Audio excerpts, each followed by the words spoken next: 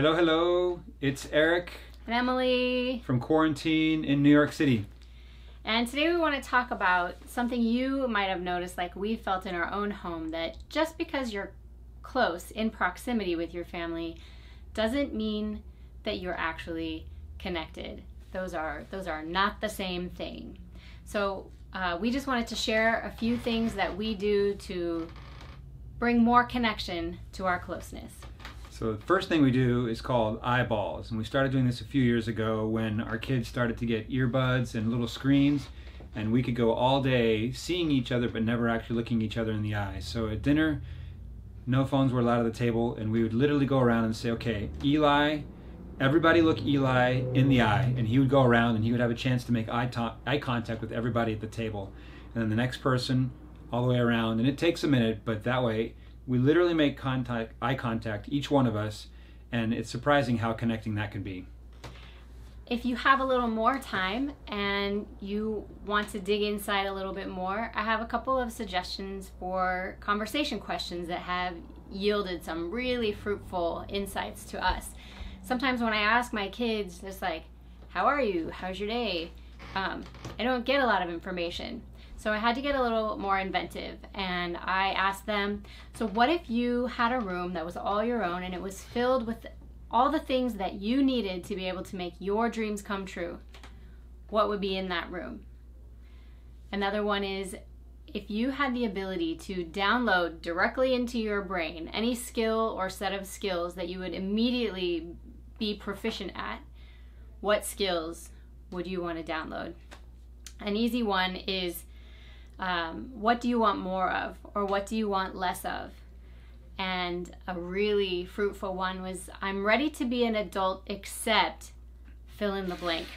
And our kids came up with all kinds of things we didn't know that they were nervous about entering into adulthood, and that opened up lots of great conversations for us. And one I really liked that surprised me, our kids surprised me with their answers, was, what is your favorite way to spend time together as a family? And we're doing a lot more karaoke these days.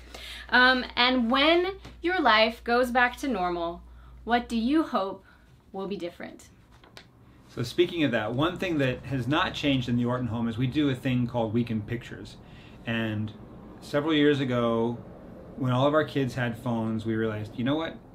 Let's get together. Sunday nights, everyone takes a turn. We go from youngest to oldest, including us, and everybody puts their phone up on the screens and shows the pictures, and it can be, before when people could go out, it would be, where they were in the city, or maybe they babysat some kids, and we would get to be a part of that experience even though we weren't there. Sometimes it's a screen capture or a meme that they thought was funny, or somebody they were FaceTiming with, and we get to see that they had a conversation with that person, which we might not have known about it otherwise. And that was a great way for us to connect. And now, even though we're not really getting out of the house much, you'd be surprised how many pictures get taken, especially by the kids. But if you're feeling like, oh, there are no new pictures, this won't work now, if you want to try it, just spend some time looking at old photos. Usually when we get done with Weekend Pictures, we're kind of on a roll, and we look at old videos and old pictures, and sometimes that goes even longer. And it's such a cool way to remember and let those memories sort of grow in value, and so really unifying. Yeah, we love connect, and so we kind of have some greatest hits videos now that Lily wants to watch every week. Anyway, just play around with it, see if that's helpful to you. We've had a lot of fun with it, and hopefully it'll help you as well. Yeah, so these are just 3 ideas to help you bring a little more connectedness to your closeness. Have the quarantine you're gonna have, but travel safe, stay home, and read a book. Till next time.